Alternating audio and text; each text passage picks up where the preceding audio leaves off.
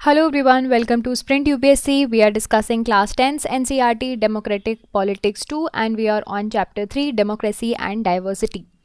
So देखिए हमने अब तक थोड़ा समझी है what are the things diversity और सोशल ग्रुप्स कैसे होते हैं.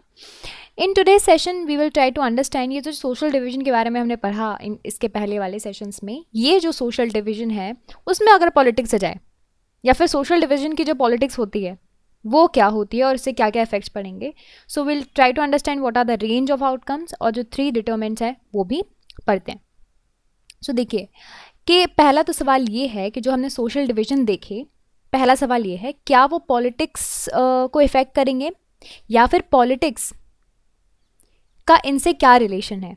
ठीक है, पहली बात पे तो हमें देखने मिलेगा कि अगर सोशल डिवीजन और पॉलिटिक्स को अगर साथ में रख लिया और कॉम्बिनेशन इनका आ गया तो it can be very disastrous. हमारे यहाँ भी देखते हैं ना, सोशल डिवीजन के बेसिस पे क्या किया जाता है, इनके बेसिस पे वोट गेन किए जाते हैं और इसके बहुत ही डेंजरस और एक्सप्लॉइटिव इफेक्ट्स भी हो सकते हैं. कैसे हो सकता है किसी देश की पॉलिटिक्स ऐसी डेवलप हो जाए कि वो इस सोशल डिवीजन में जो भी डिवीजन करके फॉर एग्जांपल रेशियल डिस्क्रिमिनेशन करके लॉज बनाए, तो it can be very dangerous. ठीक है, डेमोक्रेसी में कंपटीशन होता है एंड कंपटीशन की वजह से भी सोसाइटी में डिवाइड आता है. ठीक है, सो जब लोग आपस में कंपटीशन करने लगते हैं, आपस में डिवाइड आता है, फिर सोशल डिवीजन होता है, सोशल डिवीजन की वजह से पॉलिटिकल डिवीजन होता है और फिर कॉन्फ्लिक्ट होती है, वायलेंस होती है, कंट्री डिसइंटीग्रेट होने की भी कंडीशन में हो जाता है और ऐसा बहुत से देशों में हुआ भी है. Let's see what are the range of outcomes. Example लेते हैं नॉर्दर्न आयरलैंड का, जिसमें हमने देखा था कैथोलिक एंड प्रोटेस्टेंट्स के बारे में पढ़ा था ना. तो देखिए यूके का रीजन है, it has been region for and the region for many years in the site of violence and bitter ethno political conflict. ठीक है, अब एथनो पॉलिटिकल कॉन्फ्लिक्ट का मतलब एथनिसिटी भी इन्वॉल्व है और पॉलिटिकल कॉन्फ्लिक्ट्स भी इन्वॉल्व है. पॉपुलेशन 2 पार्ट में डिवाइडेड है, क्रिश्चियन पॉपुलेशन 2 पार्ट में डिवाइडेड है. 53% है प्रोटेस्टेंट्स एंड 44% हैं रोमन कैथोलिक. कैथोलिक्स रिप्रेजेंट करते हैं national party and actually these are represented by nationalist party जो डिमांड करते हैं नदर आइलैंड को यूनिफाई करने के लिए with the republic of Ireland. Okay, और जो कि रिपब्लिक ऑफ आयरलैंड क्या है, it is a predominant Catholic country. Protestants का क्या कहना है, प्रोटेस्टेंट को यूनियनिस्ट जो हैं वो करते हैं रिप्रेजेंट, जो चाहते हैं कि भाई यूके में ही रहें, जो कि प्रीडोमिनेंटली प्रोटेस्टेंट कंट्री है. Hundreds of civil militants and security forces they are killed and in the fight between these two groups, unionist and nationalist. And it was only in 1998 UK government and nationalist उन्होंने एक peace treaty की और फिर उसके बाद वो जो peace treaty है वो भी सस्पेंड कर दी गई with the arm struggles. Yugoslavia में क्या हुआ, वहाँ पे भी कुछ हैप्पी एंडिंग नहीं थी. पॉलिटिकल कंपटीशन था अमंग वेरियस रिलीजियस लाइंस और वो एंड हुआ एथनिक लाइंस पे और उसकी वजह से डिसइंटीग्रेशन हुआ यूगोस्लाविया का इनटू द 6 इंडिपेंडेंट कंट्रीज. ये एग्जाम्पल हमें ये बताते हैं कि पॉलिटिक्स और सोशल डिवीजन अगर एक साथ आ जाए, अगर उनका मिक्स मैच हो जाए, सो डेंजर हो सकता है. ठीक है, तो इन दोनों को मिक्स नहीं होना चाहिए. बेस्ट है कंट्री में किसी भी तरह का सोशल डिवीजन हो ही ना हो. बट सोशल डिवीजन नहीं होगा, अगर सोशल डिवीजन एग्जिस्ट करता भी है तो वहाँ पे पॉलिटिक्स जो है वो नहीं जाएगी. At the same time, every expression of social division in politics does not lead to such disaster as well. हमने बहुत से सोशल डिवीजन देखे हैं दूसरे तरीके से दूसरी कंट्रीज़ में. जब भी वो एग्जिस्ट करते हैं वो पॉलिटिक्स भी रिफ्लेक्ट करते हैं क्योंकि एक रिवॉल्यूशनरी मूवमेंट आता ही आता है. डेमोक्रेसी में बहुत ही नेचुरल है कि पॉलिटिकल पार्टीज़ इन डिवीजन के बारे में बात करें. ऑफ कोर्स, तो अब क्या ही किस बारे में बात करेंगे पॉलिटिकल पार्टीज़, नीड्स के बारे में, प्रॉब्लम्स के बारे में. और यूजुअली प्रॉब्लम, अगर सोसाइटल प्रॉब्लम्स की बात करोगे तो सोसाइटल प्रॉब्लम्स में आप यही प्रॉब्लम्स देखोगे कि नहीं देखोगे. तो ये लीडर्स बात नहीं करेंगे तो कौन करेगा. सो डेमोक्रेसी में आप हमेशा देखोगे कि डेमोक्रेसी में बहुत ही नेचुरल है कि पॉलिटिकल पार्टीज़ इन डिवीजन के बारे में बात करें, अपने प्रोमिसेस बनाए कि यार हमें पार्टी में लेकर आओगे तो हम आपकी इस तरह की परेशानियां दूर करेंगे, ठीक है। और बहुत सी बार तो ये भी होता है कि इन कम्युनिटीज़ से ही जो लोग रिप्रेजेंट करते हैं, ठीक है, पॉलिसीज़ बनाते हैं, उनकी प्रॉब्लम्स को सॉल्व करते हैं, डिसएडवांटेज्ड कम्युनिटीज़ को हेल्प आउट करते हैं।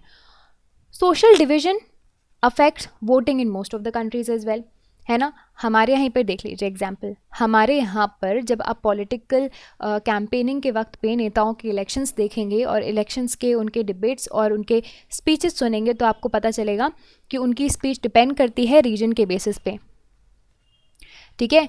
जिस रीजन में जिस तरह की रिलीजियस कम्युनिटी या फिर कास्ट कम्युनिटी ज़्यादा होगी उसके बेसिस पे उनके एजेंडाज होते हैं, ठीक है। Also people from one community tend to prefer some party more than the others, है ना। ऑफ कोर्स अगर आपकी कम्युनिटी का कोई इंसान है इलेक्शन में खड़ा है तो आप उसको प्रेफर करोगे। बहुत सी कंट्रीज़ में देयर आर पार्टीज़ जो कि सिर्फ एक कम्युनिटी पे फोकस करती हैं। बट ये एग्जाम्पल क्यों समझा रही हूँ कि all those countries does not lead to disintegration, जैसा कि हमने पहले एग्जाम्पल में देखा, सब एकदम एक्सट्रीमिस्ट एंड पे नहीं जाते हैं। So there can be two reasons, first कि एकदम डेंजरस हो जाए, डिजास्टरस हो जाए, दूसरा कि एक ऐसा सिस्टम बने कि जहाँ पे हो सकता है कि डिसएडवांटेज्ड कम्युनिटीज़ को बेनिफिट भी मिले और हो सकता है कि पॉलिटिकल पार्टीज भी इन कम्युनिटी से बेनिफिट लेती जाएं। Now let's talk about the 3 determinants of politics of social division, ठीक है। So 3 factors they are very very crucial जो डिसाइड करते हैं कि आपके जो पॉलिटिकल आउटकम्स आएंगे सोशल डिवीजन से वो कैसे होंगे। पहला कि सारे जो आउटकम्स होते हैं वो डिपेंड करते हैं कि पीपल अपनी आइडेंटिटी को कैसे परसीव कर रहे हैं, है ना। अगर वो अपनी आइडेंटिटी को in a singular and exclusive terms में देखते हैं सो बहुत डिफिकल्ट हो जाएगा अकोमोडेट करना। जैसे कि नॉर्दर्न आयरलैंड के लोगों का सोचना था, they saw themselves as only Catholic और प्रोटेस्टेंट, है ना। इसी वजह से it was very difficult. It is much easier if the people say their identities in multiple and complementary national identity as well, ठीक है। सो अगर दूसरे तरीके से देखेंगे तो चीज़ें और ईजी हो सकती हैं। अब मेजॉरिटी बेल्जियंस, उनको ऐसा लगता है कि वो बेल्जियंस हैं as much as they are Dutch और जर्मन स्पीकिंग, राइट। सो वही एथनिसिटी एंड आपने वहाँ पे ले लिया लैंग्वेज। इसकी वजह से क्या है, दे स्टेज टुगेदर।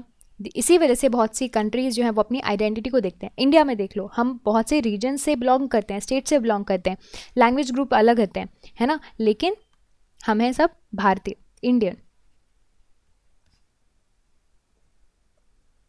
सेकेंड, ये डिपेंड करता है, depends on how political leaders raise the demand of any community. तो देखो, अगर कोई डिमांड होगी जो कि आपके कॉन्स्टिट्यूशनल फ्रेमवर्क के अकॉर्डिंग होगी और उसके दायरे में होगी तब तक तो चीज़ें ठीक है। वो डिमांड अगर कॉन्स्टिट्यूशनल फ्रेमवर्क में है तब ठीक है, लेकिन अगर सिर्फ एक कम्युनिटी के बेसिस पे आप डिमांड करोगे तो प्रॉब्लम होना स्टार्ट हो सकती है।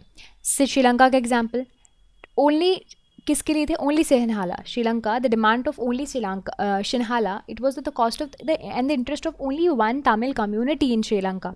युगोस्लोवाकिया में leaders from the ethnic community they represented their demands in such a way that these could not be accommodated within a single party as well. Politics किस तरह से इफेक्ट कर रही है सोशल डिवीजन में, ये डिपेंड करता है कि लीडर्स क्या डिमांड कर रहे हैं। फिर थर्ड डिटर्मिनेंट क्या है, it depends on how government reacts to demands of these different groups, कि अगर जो ग्रुप्स हैं वो जो डिमांड करते आ रहे हैं वो गवर्नमेंट उसमें किस तरह से रिएक्ट कर रही है। बेल्जियम, श्रीलंका में if rulers they were giving willing to give share powers और गिव पावर्स और accommodate the reasonable demands of minorities, तो उनके यहाँ जो सोशल डिवीजन था वो थोड़ा कम होता। पहले से अगर आप थोड़ा अकोमोडेशन वाला जो प्रिंसिपल चलाते तो इतना बड़ा जो लॉस होता वो नहीं होता। बट वो सप्रेस करेंगे उनकी डिमांड्स को इस चक्कर में कि भाई नेशनल यूनिटी बना के चलनी है, एंड रिजल्ट अपोजिट ही होगा। ये जो होते हैं ना, they are the forced integrations, इसकी वजह से डिसइंटीग्रेशन और जल्दी होता है। Forced integration leads to disintegration for sure. जब चीज़ें खुद से आती हैं, चीज़ें खुद से इन्वॉल्व होते हैं, लोग खुद से इन्वॉल्व होते हैं, तो चीज़ें अच्छे से होती हैं। So this assertion of social diversities in a country need not to be seen as a source of danger, यानी कि सिंपल है, सोशल डाइवर्सिटी अगर देश में है तो वो गलत बात नहीं है। हर एक सोसाइटी में डाइवर्सिटी मिलेगी। डेमोक्रेसी में पॉलिटिकल एक्सप्रेशन जो होता है सोशल डिवीजन का, it is very very very normal and very healthy कि जो सोशल डिवीजन है, अगर सपोज आपकी society A B C D parts में डिवाइडेड है, तो ये आपस में किसी चीज़ को डिमांड कर रहे हैं, एक्सप्रेस कर रहे हैं, that is very obvious and then that's actually healthy. And इससे क्या होता है, जो डिसएडवांटेज्ड ग्रुप होते हैं, मार्जिनल सोशल सेक्शंस होंगे ना, वो अपने ग्रीवियंसेस शेयर कर पाएंगे और गवर्नमेंट इनके बारे में जान पाएगी। ये जो एक्सप्रेशन है of various kind of social divisions in the politics, it also often results in cancelling one's another out and also reducing their intensity, and this leads to strengthening the democratic process and the democracy in any of the country. But a positive attitudes जिसकी हम बात कर रहे हैं, accommodate करने वाली इतनी easily नहीं आता। जो लोग मार्जिनाइज फील करते हैं, डिप्राइव फील करते हैं, उनको लड़ना तो पड़ेगा इनजस्टिस के खिलाफ, तभी उनकी जो प्रॉब्लम्स है वो सॉल्व हो सकती हैं।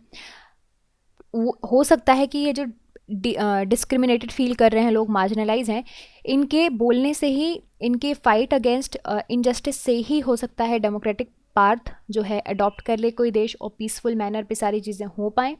बट हो सकता है कि कभी कभी ये वॉयलेंस का जो है रूप ले ले, हो सकता है कभी कभी सोशल इनएक्वालिटीज़ के लाइक अगेंस्ट में बोलने के चक्कर में चीज़ें वॉयलेंट पाथ में चले जाएं, स्टेट का पावर डिफाइंस हो जाए, हो सकता है डिसइंटीग्रेशन हो जाए, और आपको ये बहुत एग्जाम्पल देखने मिल जाएंगे। सो देखिए, अब तक हमने समझा कि पॉलिटिक्स क्या होती है, सोशल डिवीजन में कैसे चीज़ें काम करती हैं, क्या आउटकम्स हो सकते हैं, एक एक्सट्रीमिस्ट हो सकता है और एक नॉर्मल हो सकता है, और क्या 3 डिटर्मिनेंट्स हैं। So I hope you understood all of these points. If you did, and if you like this video, you can subscribe to the YouTube channel for more videos and updates. And also you can download the Sprint UPSC app to practice book chapter and topic wise. Remember, candidates, just reading books and watching videos are not going to help you out unless you practice thoroughly. So identify your mistakes and work to improve your performance, and Sprint UPSC is the perfect app to do all of this. अगर आपको video पसंद आया हो तो हमारे YouTube channel को subscribe कीजिए और वीडियोज़ एंड अपडेट्स के लिए साथ ही साथ डाउनलोड कीजिए Sprint UPSC ऐप। यहाँ पर आप अपनी books chapter and topic wise practice कर सकते हैं। देखिए, सिर्फ बुक पढ़ने से और वीडियोज़ देखने से मदद नहीं मिलेगी। जब तक आप अच्छे से प्रैक्टिस नहीं करोगे तो अपनी मिस्टेक्स को जानिए एंड परफॉर्मेंस को इम्प्रूव कीजिए, और Sprint UPSC इसके लिए परफेक्ट ऐप है। I will see you in the next video. Thank you so much.